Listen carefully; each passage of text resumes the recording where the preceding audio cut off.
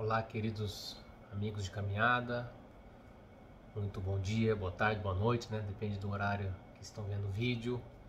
Bem-vindo ao nosso encontro, se não me engano esse é o 5º encontro. Hoje vamos finalizar a terceira etapa da análise dos pontos principais da doutrina espírita. Nós já iniciamos na aula no encontro terceiro, no quarto também tratamos e hoje vou tentar finalizar pra gente continuar a nossa análise. Hoje é a nossa cachorrinha que tá aqui, tem dia que é gato, tem dia que é cachorro. Em casa tem de tudo um pouco.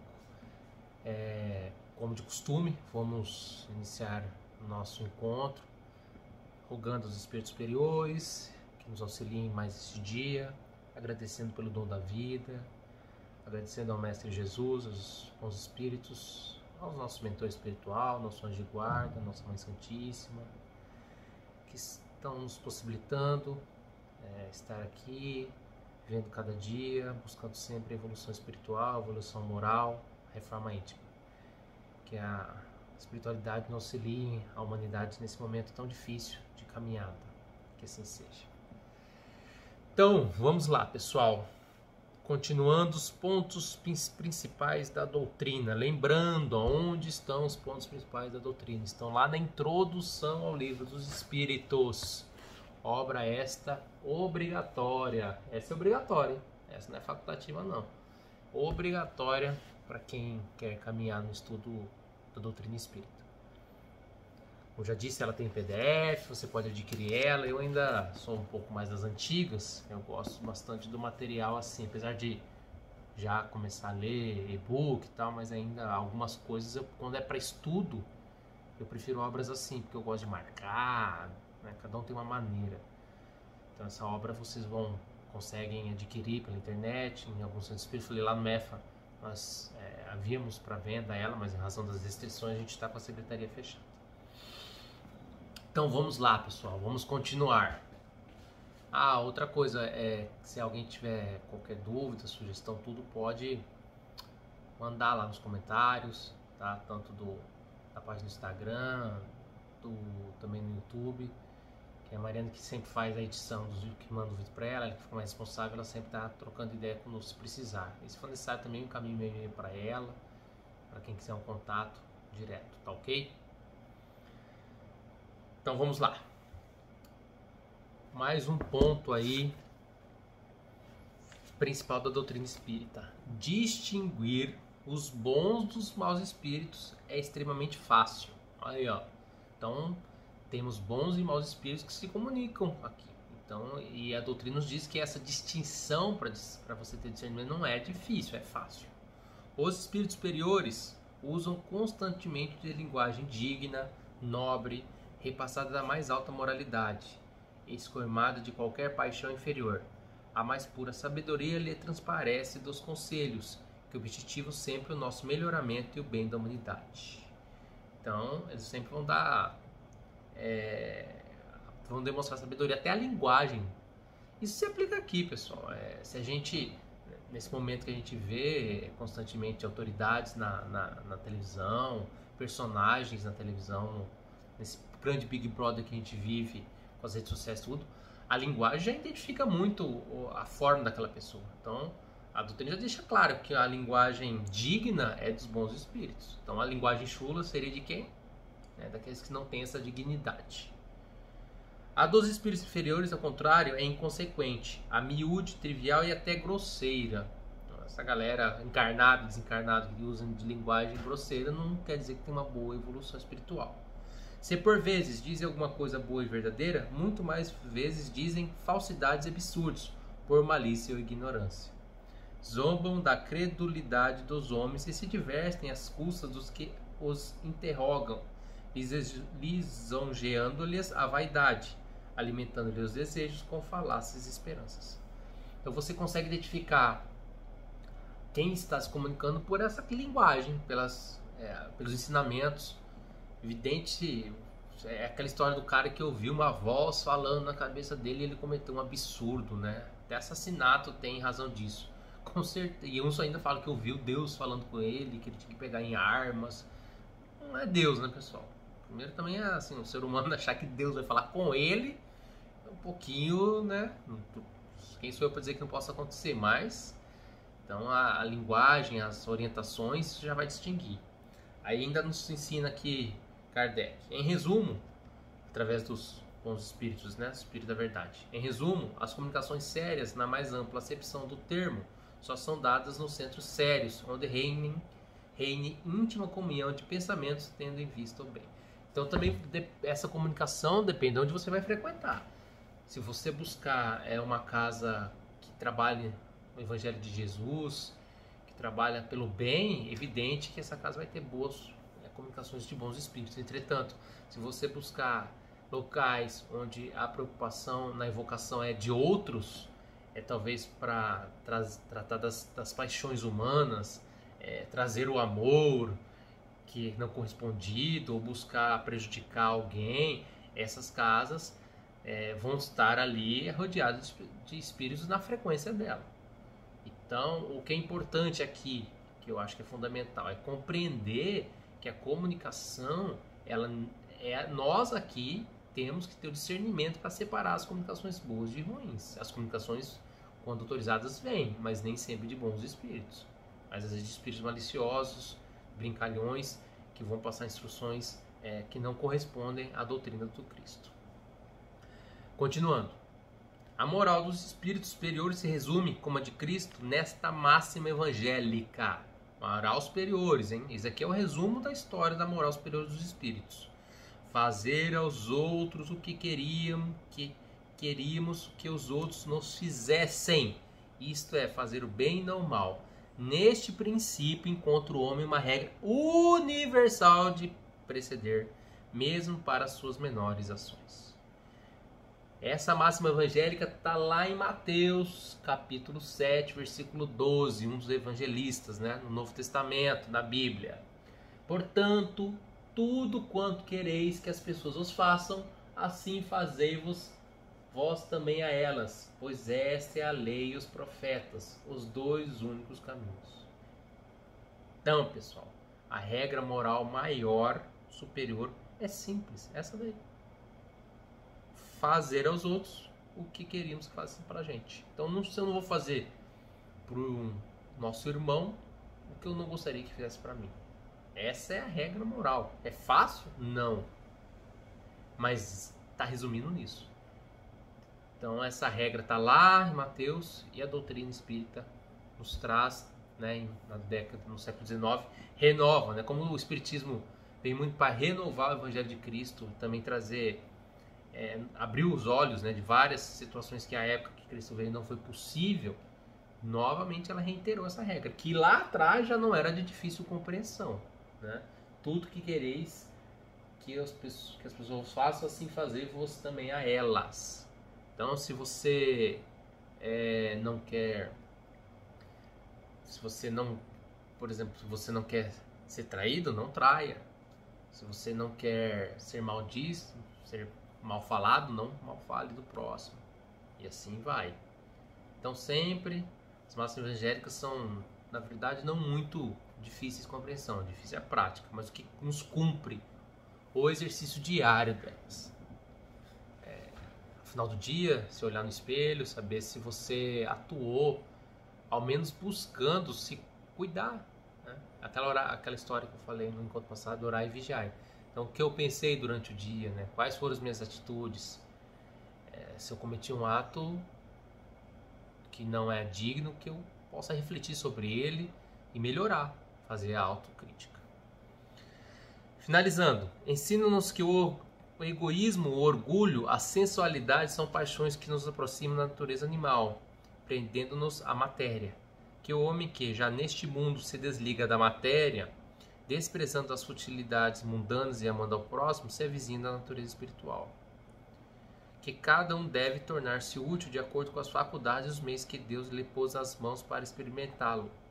Que o forte e o poderoso devem amparo e proteção ao fraco, porquanto transgride a lei de Deus aquele que abusa da força e do poder para oprimir o seu semelhante. Ensinam finalmente que no mundo dos espíritos, nada podendo estar oculto, o hipócrita será desmascarado, e patenteadas todas as suas torpezas, que é a presença inevitável de todos os instantes daqueles com quem houvermos procedido mal, constituem um dos castigos que nos estão reservados, que é o estado de inferioridade, superioridade dos espíritos, correspondem penas e gozos desconhecidos na Terra.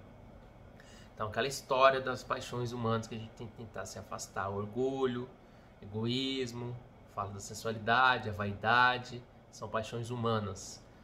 Paixão não é só material, bem material, mas também é nesse contexto do materialismo, né? Ser muito orgulhoso, ser muito vaidoso, egoísta. Então a doutrina nos diz que isso nos aproxima da natureza animal. E quanto antes a gente conseguir se desprender disso, mais próximo nós estaremos da natureza espiritual, mais pura, né? Buscando a evolução sempre. Também interessante, né, que o forte e poderoso aqui nessa encarnação, eles devem amparo ao fraco. Também tem isso daí tem o Evangelho segundo o Espiritismo tem um capítulo bem interessante sobre essa questão, né? Encarnar rico, encarnar pobre, quais são as maiores provas. Mas aqui voltando, quem tem uma posição de destaque, ele tem por obrigação amparar o fraco e não massacrar mais. E infelizmente não é isso que a gente vê. A gente vive na verdade numa sociedade extremamente individualista, em que as pessoas adoram apontar o dedo para as outras. Eu consegui vencer na vida. Muitas pessoas saíram de baixo, né? E conseguem de fato vencer na vida e acham que em razão disso menosprezam os demais. Falam, mas essa pessoa aí, ó, podia ter tido mesmo. Eu nasci também humilde, eu venci, eu conquistei. E aí menosprezam o outro, nem sabe da realidade do outro, né? Então a gente tem que mudar isso, pensar um pouco, ser bem mais fraterno, caridoso, ao invés de julgar e buscar em paz, com base na nossa experiência pessoal, que essa experiência pessoal minha se aplica a todos. Viu? Aquela pessoa era tal, chegou lá na frente, todo mundo vai chegar lá igual a ela, porque ela tem as particularidades delas, né? Buscar, eu acho que até hoje em dia se compara, por exemplo, buscam se comparar uma criança que nasce numa família rica, próspera, de uma criança que nasce numa família pobre, né?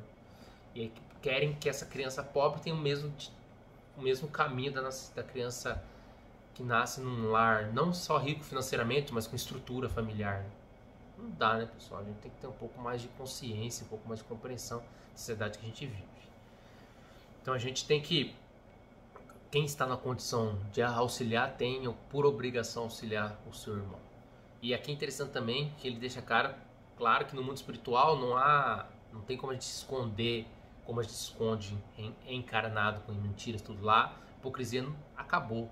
Então não importa o tanto quanto a pessoa seja hipócrita, que no mundo espiritual ela vai ficar nu, ela vai estar nu perante o rei.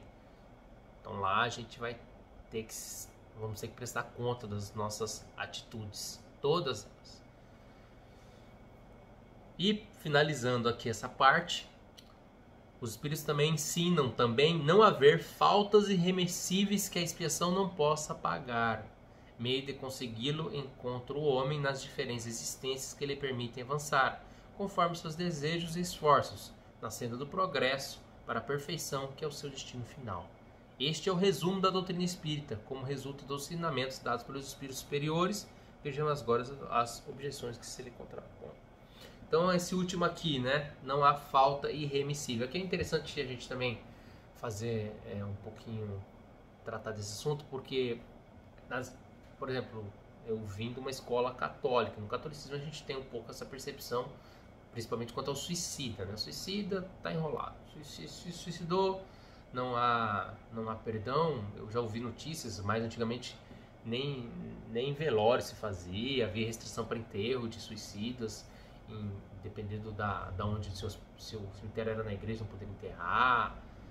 E a doutrina espírita vem também nos esclarecer que não existem faltas irremissíveis. Todas as faltas, por mais grave que seja, ela é possível da pessoa superá-la através da reencarnação, das vidas sucessivas. Então, mesmo o nosso irmão suicida, o nosso irmão assassino, que estejam aí equivocados na caminhada, vão ter oportunidade. Claro, a lei de Deus é imutável, eles vão ter que colher, né, pelo que plantaram. Não é castigo divino também, não. A lei está lá, se desobedeceu, vai ter uma pena. Eu que estou na área de direito há um bom tempo, A gente sempre estuda essa questão das sanções em razão da desobediência da pena. E na lei divina não é diferente. Então, o nosso irmão suicida, ele vai passar maus bocados, terríveis bocados, né? Tem obras que tratam desse caminhar dos vales suicidas, eu não li ainda, não tive oportunidade, mas diz que os relatos são terríveis. Na verdade, a dor que ele imagina que vai estar cessando ao cometer esse ato se agrava no mundo espiritual. Mas não há pena irremediável. Os bons espíritos, no momento oportuno de cada um, vai socorrer. Então não existe inferno, castigo eterno. Até porque seria, se a gente pensar num Deus bondoso, tudo seria até uma ilógica. Como que a gente teria um caminhar tranquilo? Assim, imagina uma mãe hoje aqui. Aí o filho dela se suicidou e ele ficaria no fogo eterno. E aí ela também faz a passagem. Aí ela no mundo espiritual amava aquele ser, que era a mãe, condicionado, tentou de todas as maneiras. Aí ela vai ficar no mundo espiritual tranquila e sabendo que o filho dela vai estar ardendo no fogo do inferno até o fim dos tempos. Então, que tipo de tranquilidade teria no mundo espiritual? Então, isso é uma questão, tá? Então, o Espiritismo deixa bem claro que não há. Mas há, né, o plantio é livre, mas a colheita é obrigatória. Sendo assim, finalizamos a análise desses pontos principais. Como são pontos principais, a gente detém a leitura disso, depois todo mundo leia novamente e vamos continuar nossa caminhada esse ano de 2021 aqui com o estudo da doutrina espírita. Finalizando, como de costume, vou ler um trechinho aqui da obra de Jesus de Vitalidade. Hoje eu vou falar um pouquinho de responsabilidade, nós temos também, tá? Bastante. Então a Joana nos fala aqui, Jesus e responsabilidade. Há no homem latente um forte mecanismo que o leva a fugir da responsabilidade, transferindo o seu insucesso para o outro, na condição de indivíduo social ou para os fatores circunstanciais da sorte, do nascimento e até de Deus. Quando tal não se dá, na área das suas projeções comportamentais, apega-se ao complexo de culpa, mergulhando nas depressões em que oculta a infantilidade, pouco importando a idade orgânica em que transita. A responsabilidade resulta da consciência, que discerne e compreende a razão da existência humana, sua finalidade e suas metas, trabalhando por assumir o papel que lhe está destinado pela vida. Graças a isso, não se omite, não se precipita, estabelecendo um programa de ação tranquila, dentro do quadro de deveres que caracterizam o progresso individual e coletivo, visando a conquista da plenitude. O homem responsável sabe o que fazer, quando e como realizá-lo. Não se torna parasita social, nem se hospeda no triunfo alheio, tampouco se oculta no desculpismo ridículo. A sua lucidez torna-se elemento precioso no grupo social onde se movimenta. Talvez não lhe note a presença em face da segurança natural que proporciona. Todavia, sua falta sempre se faz percebida por motivos óbvios. A responsabilidade do homem leva-o aos extremos do sacrifício, da abnegação, da renúncia, inclusive do bem-estar e até mesmo da sua vida. Então, pessoal, a gente não pode fugir das nossas responsabilidades. E a nossa responsabilidade, ela vai nos ajudar no progresso individual e coletivo. Se talvez muitos dos nossos irmãos, em especial brasileiros, não fugissem da nossa responsabilidade enquanto aqui encarnados, nosso país não estava, talvez, nessa situação mais delicada em toda a sua história que estamos vivendo. Isso é responsabilidade nossa, porque a responsabilidade é individual e coletiva. Muito obrigado a todos, espero que todos tenham uma boa semana. Vamos novamente rogar os espíritos superiores que nos auxiliem a permanecer com discernimento, em busca sempre de fazer o bem, compreender as palavras do Cristo, continuar nossa caminhada. Se cuidem, usem máscara, evitem aglomeração, vamos preservar a quem nós amamos, enfrentar essa pandemia. Se estamos aqui encarnados, é para isso. Um abraço a todos.